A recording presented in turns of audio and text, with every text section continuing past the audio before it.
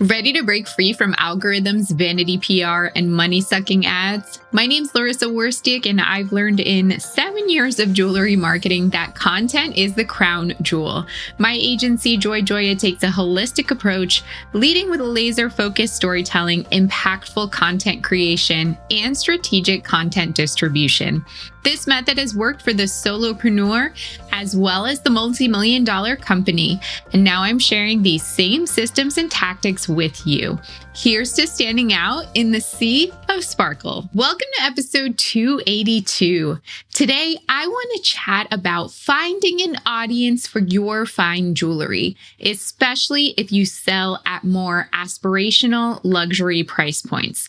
This episode was actually inspired by some content I've been watching on TikTok, and it really got me thinking about the target audience for high-end accessories. The first post I saw was from a TikTok user named Level Blue, and this person, self-proclaimed, teaches ladies how to be elegant. Again, that's her own words. And one of the posts that I watched, I wasn't seeking this out, by the way. It came up in my feed. It was called 3 Luxury Things Elegant Ladies Never Buy. And number 2 of those 3 luxury things was very branded jewelry. Now, I won't name any brand names, but I think you probably know what I mean. That fine jewelry that features very obviously branded motifs or details that can be connected to the luxury brands that make them. And according to this TikToker, elegant, I'm putting that in quotes, her words, not mine. Elegant ladies don't buy this type of jewelry because it's so overly faked. Like, there are so many replicas of it and so saturated in the marketplace, even on the luxury level. This person thinks that wearing that kind of jewelry is tacky, because if someone sees you wearing it, unless you're an expert or you're looking at it really closely, how are you to know if it's real or fake? So elegant ladies only wear unique jewelry that you won't find copied or on a lot of other people. And then the other TikToks that have been inspiring me is the account called Class of Palm Beach. And the content creator behind this account basically goes on the streets of Palm Beach, Florida, to ask people about their outfits. And of course, I'm always interested to hear about the jewelry. Most of the time, with most of the people that this person interviews, it's just stacks on stacks of Cartier love bracelets or lots of Tiffany, which, don't get me wrong, is nice if you love those things. But every once in a while, the content creator interviews someone who looks different, has like a unique perspective on style. And one recent TikTok showed a woman wearing a whole bunch of necklace layers, and many of them were from Foundry. And in the comments, so many people were asking, whoa, I love that jewelry. What was that brand again? Like, can you tag them here? So unique, so different from like the usual Cartier, Tiffany, Van Cleef, etc. And so where I'm going with this is, there are 2 types of high-end buyers, really, when it comes down to it. There are the ones who really like the brand names. Like that TikToker said, those aren't the elegant ladies. Again, that's not my judgment. Don't call me out. And those people like the recognition of wearing something that looks expensive. Like, they have earned the privilege to buy those brands, and they're going to show off that they can do it. But if you're listening to this podcast and your business isn't named Cartier, Tiffany, Van Cleef, or similar, then you will likely never cater to this customer because their money is going to be spent elsewhere. You don't have those literal centuries under your belt building a brand name. So then what is left for you? You're catering to the people that Level Blue is catering to with her Elegant Ladies TikTok.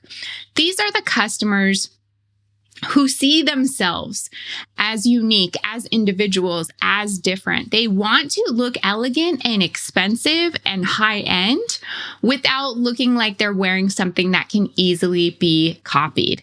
And speaking to that customer who does want something different and something that's going to make them feel special and unique is going to mean having a clear story, voice, and personality in your brand so that you can reach those customers who will feel proud to be wearing something by you. So in this episode, I want to chat with you about exactly how you can do that and reach that customer.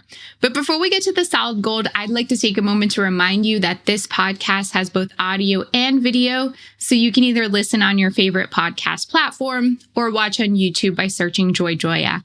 You can support the podcast for free by taking the time not only to subscribe, but also to leave a rating and review on Apple Podcasts. Okay, let's get into today's episode, my sparklers. Again, if you sell fine jewelry and your brand isn't named Cartier, Tiffany, Van Cleef, insert heritage brand here, then this episode is for you.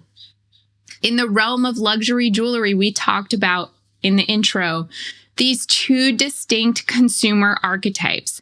There are the brand loyalists, and there are the seekers of uniqueness. Those brand loyalists are the ones who gravitate toward cachet, recognition of established luxury names. They find their value in heritage and prestige. And then on the other hand, there's the seekers of uniqueness. And these people shy away from those overt symbols of brand identity, and they instead favor pieces that communicate a distinct sense of style and individuality.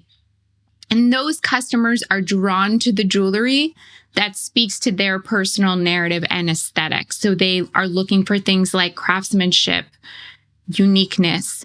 They don't care about widespread recognition. In fact, they may be actively trying to have something that no one else has. And if you're that fine jewelry brand looking to carve out a niche in the competitive luxury market, then it's this latter group of customers that gives endless opportunities for growth. Those are the people that you want to be going for. And by focusing on this audience, you as a brand can really differentiate yourself through your unique designs, your compelling narratives, and that emphasis on personal expression. And that way you can appeal to those who want to stand out rather than be part of like the more branded crowd, the people who appreciate those heritage brands. So how exactly can you do those things? I know you're wondering. Well, let me tell you. First and foremost, you need to understand your audience. No one's surprised that I'm giving this tip. This is a tip that I give for everything. This is always the place to start. And so you'll want to define that ideal customer profile. And surprise, surprise, that's not the person who wears luxury logos loud and proud. It's someone who values uniqueness and elegance. Now, I know what you're going to say. There are some people out there with really eclectic taste. Like maybe they would wear a vintage Chanel coat, but yet they also gravitate toward like the lesser known jewelry brands, and they're mixing maybe high and low. They're mixing vintage and new. So there are definitely those like eclectic, quirky customers, and it will be up to you to decide if that is your customer profile. But that's going to be different and unique to each business.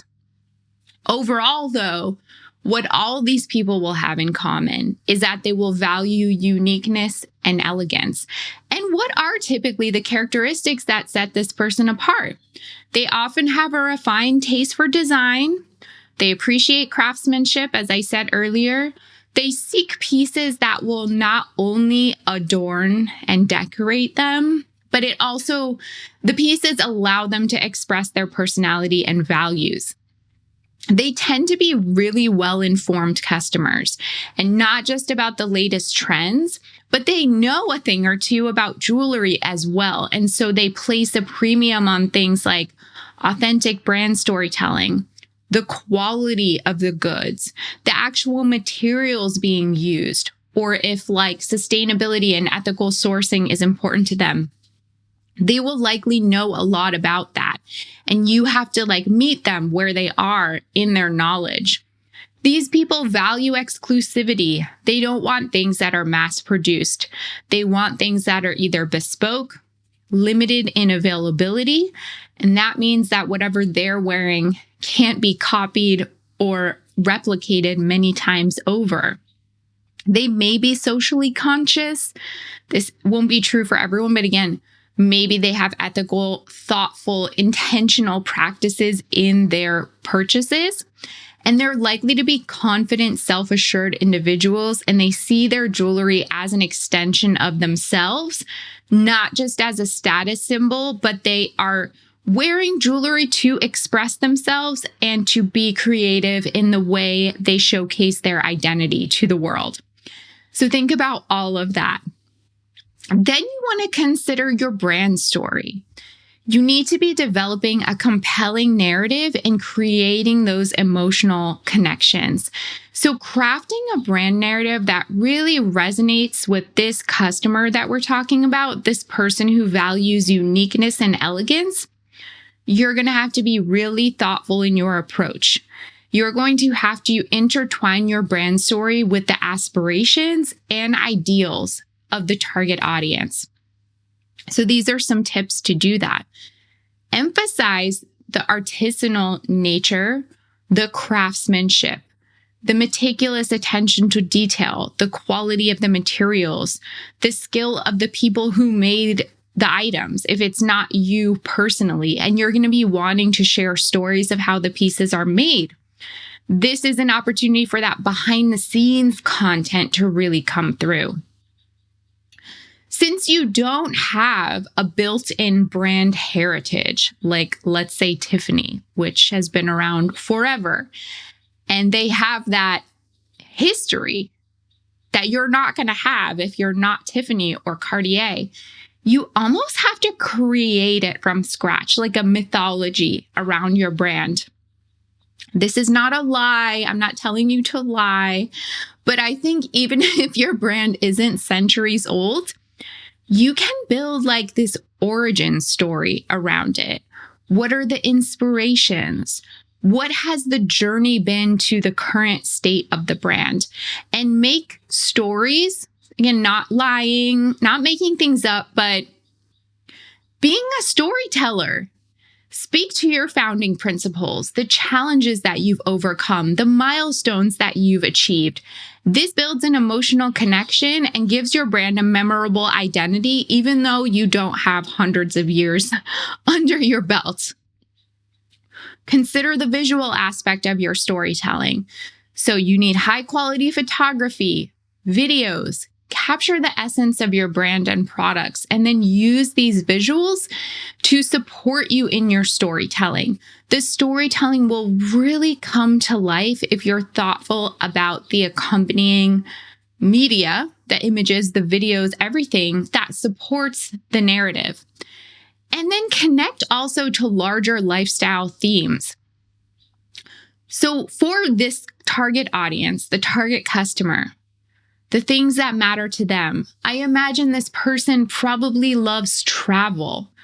Or if they don't travel, they love fine food, or they have an appreciation for art or culture. Again, that's going to depend on your individual target audience.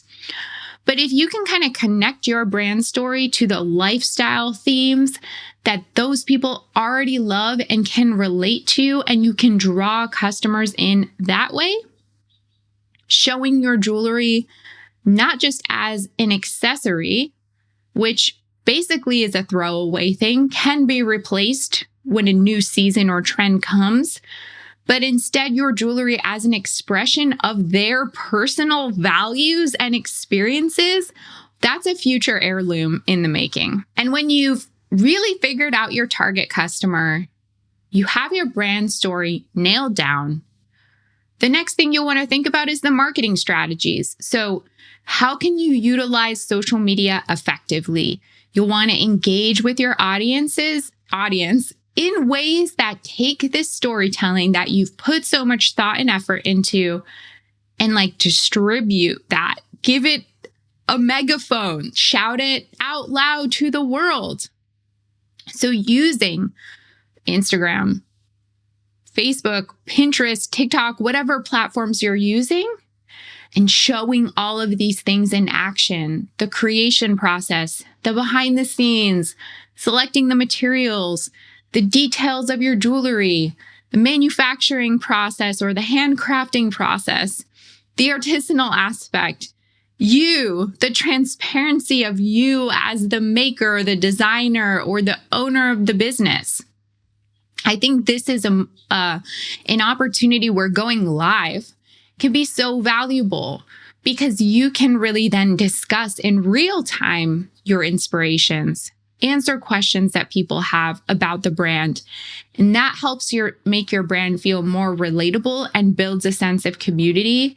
And those are the kind of steps, the proactive steps you have to take to make up for the fact that you are not Tiffany with 100+, I don't even know how many year heritage.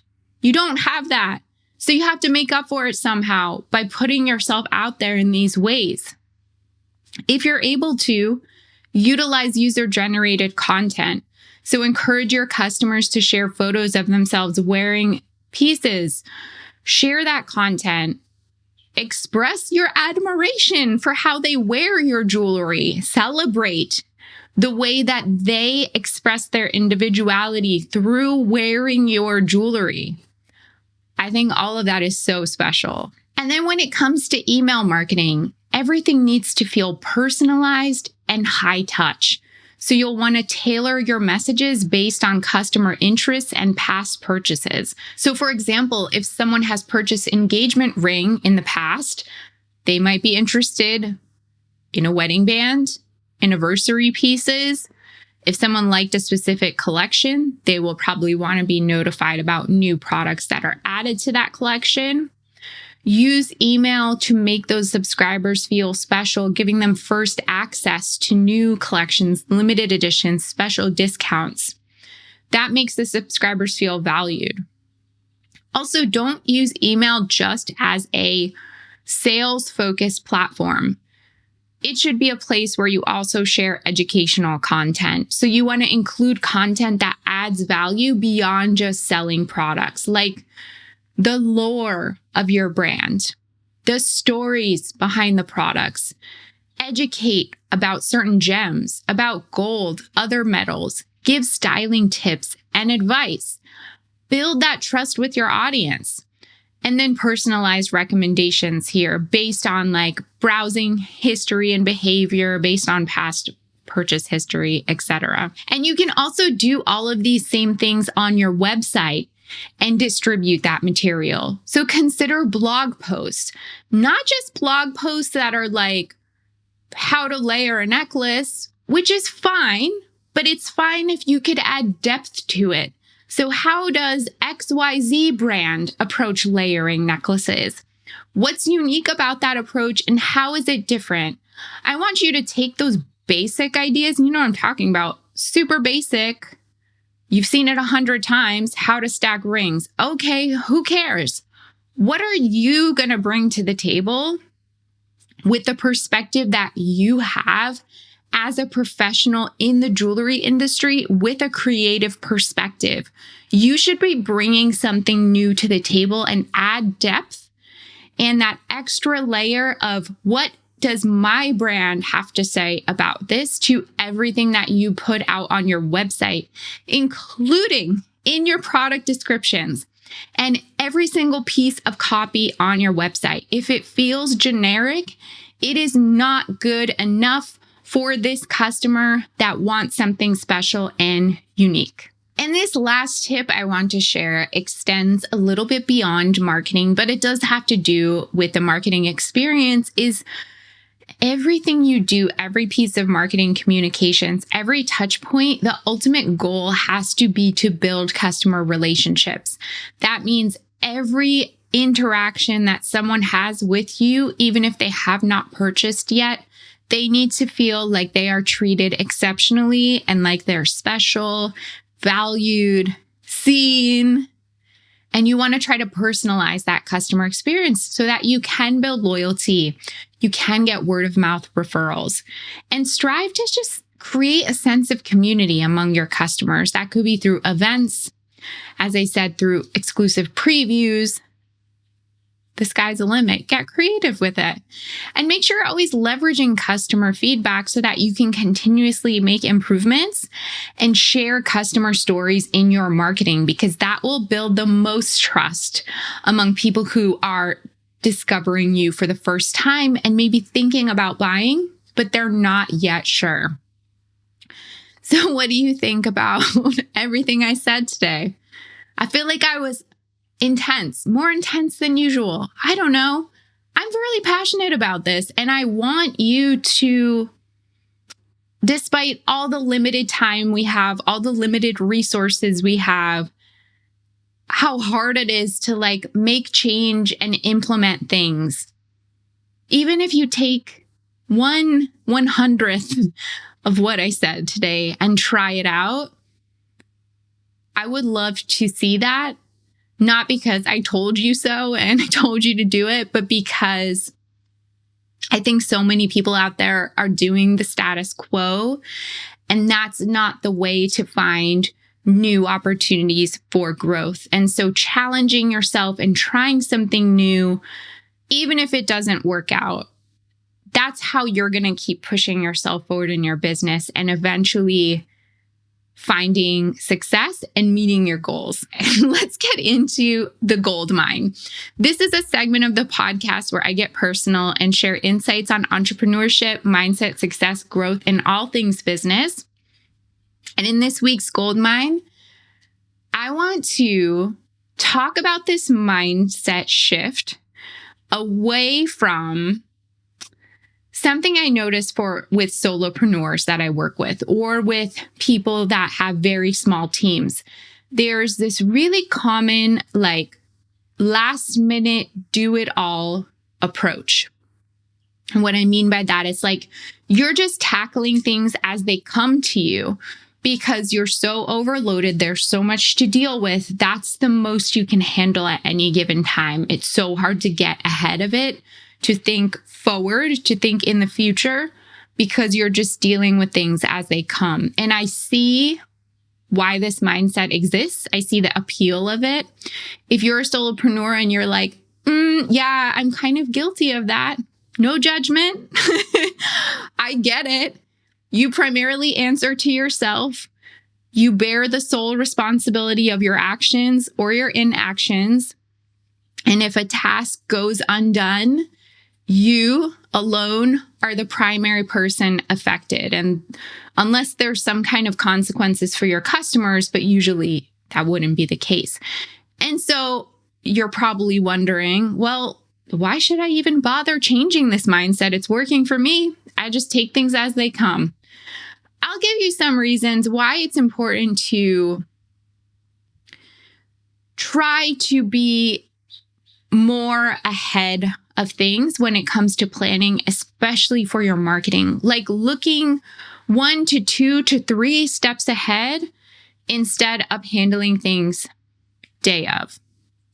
And the reason I'm talking about this is because I do have a lot of people who ask me, how am I supposed to keep up with my marketing? I know I'm supposed to do this thing this week and it's just coming and it's happening. And I missed it. Because it was something that you would have had to respond to in the moment. And I know it's possible because as a marketer for my clients, we have to get ahead of things. I understand I am not the sole business owner and I'm not dealing with production, making XYZ. But the only way we could actually function and help our clients get results would have to be to get 1, 2, 3, 4, 5 steps behind things and see ahead to what we would need. And I want to share with you, if that seems not doable, it all comes down to planning. It all comes down to knowing the plan for marketing 1 month, 2 months, 3 months out, as far out as you can go. And instead of looking at just this week, to even just take 10 minutes of one day of a week to look 2 weeks ahead, 3 weeks ahead, just to look. You don't even have to do anything, but say, oh yeah, about a month from now, it's Mother's Day. Okay, let me plant that seed in my head while I'm going about my day. Think about what I want to do for Mother's Day. Do I have any ideas for pictures? Instead of it being the week before Mother's Day and scrambling and feeling like it's not doable or you've lost creativity. Oh yeah, I kind of wanted to do that thing, but now it's too late. So just planting the seed. That's all I'm asking. The seed. You don't have to do anything. You don't have to be a marketing agency. You're just putting a seed in your head. And why do you want to do this? There's so many reasons. One, scalability. If you do want to grow, if that's a dream of yours, if you want to make more money, eventually have 1 employee, 2 employees, whatever you want, this will be an essential step to getting you having systems, to getting you having processes. That allows for consistent results. And honestly, even though it seems harder to think ahead, it makes things easier, truly. But it's the habit of getting to think ahead to make things easier for you in the future. You'll be way more efficient and productive, as I said, if you can think ahead. So you're not scrambling the week before Mother's Day to figure out, oh, what's the promotion going to be? What pictures do I need? Thinking about it a month ahead. Oh, I have an extra 5 minutes today. Let me shoot some pictures that I think would be really good for a Mother's Day campaign. It's more relaxed. You can kind of store ideas and thoughts for the future, have them in place. And I promise you, when you get to Mother's Day, future you will thank past you for having done that. It's such a satisfying feeling to know that you planted that seed for yourself. Along those same lines, it will help you reduce stress because as a solopreneur, you're dealing with every function in your business. I don't want marketing to be harder for you. I don't want marketing to feel stressful. So looking ahead, even a little bit, being aware of what's coming, not being surprised by it. No one likes a marketing surprise, except maybe your customer, if it's a good surprise for them. But as the business owner, you don't want a marketing surprise. You'll be able to make better decisions. So you'll be able to set goals, do a little research here and there, make some predictions. That provides a really clear picture of what's available to you. And then every decision you make is aligned with your vision rather than just throwing darts at the wall. And most importantly, and I know you guys will all like this, you will have more time to be creative. I know you like that. You'll have more time to be innovative because when you're not constantly in reactive mode, you have more time to play.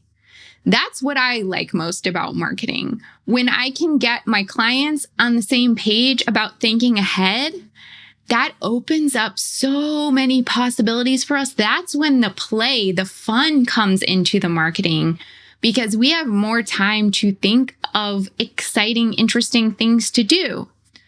If everything's last minute, it's just going to be the status quo. I mean, it'll be fine, but it won't be as interesting as if we can get ahead of it. So moving away from this solopreneur mindset that relies heavily on doing things last minute to instead one that embraces planning and processes can make you more efficient, help you scale in the future if that's what you want, make you more successful, and best of all, make things more creative and fun. So I want you to set up a foundation that not only supports your current operations, but paves the way for future growth and opportunities. So what do you think about that? Do you have this last minute mindset Drop me a message on Instagram DM, leave a review on the podcast, or comment on the YouTube channel. Did you have any questions about today's episode? You can always email me, Larissa, that's LARYSSA @joyjoya.com. If you love this podcast, please share with a friend who'd appreciate it. And don't forget to subscribe as well as leave a review on Apple Podcasts. If you're completely new to digital marketing, then you'll want to purchase and read a copy of my book, Jewelry Marketing Joy. Visit joyjoya.com/book for more information.